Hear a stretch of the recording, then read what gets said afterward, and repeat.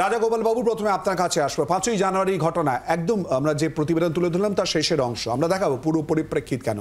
আজকের দিনের পরিপ্রেক্ষিতে মমতা বন্দ্যোপাধ্যায়ের এই মন্তব্য, 5ই জানুয়ারি ঘটনা প্রবাহ, তারপরে এগিয়েছে একদম বছর শেষ হচ্ছে 30শে ডিসেম্বর, তখন মুখ্যমন্ত্রী মমতা বন্দ্যোপাধ্যায়ের সন্দেশখালিতে যাওয়া এবং পরপর বার্তা দেওয়া। আমি দুটো লাইন খালি প্রথমত আপনাকে বলবো, কোনো দুষ্টু লোকের খপ্পরে পড়বেন না। যা হয়েছে হয়েছে, আমার মনে নেই, আমি ভুলে গেছি। রাজাগোপাল বাবু। শিলাদিত্য, বছরের শুরু যখন হয়েছিল সন্দেশখালিতে দুষ্ট লোকদেরই সন্দেশ ছিল। এখন মানুষ বুঝে গেছে দুষ্ট লোকেদের সঙ্গে কি করে একসঙ্গে থাকতে হয়। তবে দেখিয়ে দিয়ে গেছে যে নির্বাচন হয়েছে সন্দেশখালির ওই সেগমেন্টে তারা পরাজিত করেছে সেই দুষ্ট লোকদের। তো যাই হোক, মুখ্যমন্ত্রী আজকে বোঝাই যাচ্ছে মুখ্যমন্ত্রী হিসেবে যাননি, উনি গিয়েছিলেন রাজনৈতিক নেতা হিসেবে।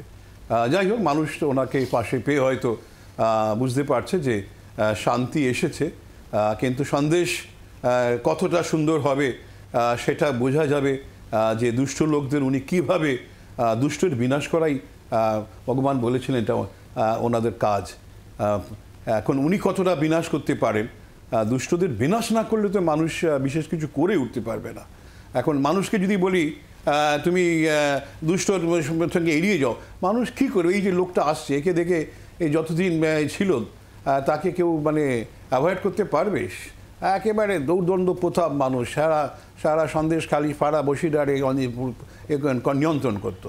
তো যাই হোক, এখন এ কোথায় আছে আমরা সবাই জানি, নিয়ন্ত্রণে আছে।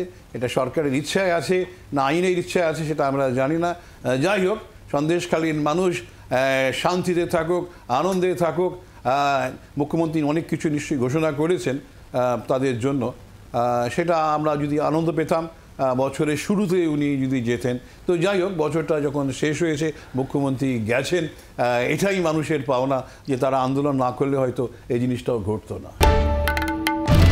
বাংলার আওয়াজ, বাঙালির আবেগ, জি 24 ঘন্টা।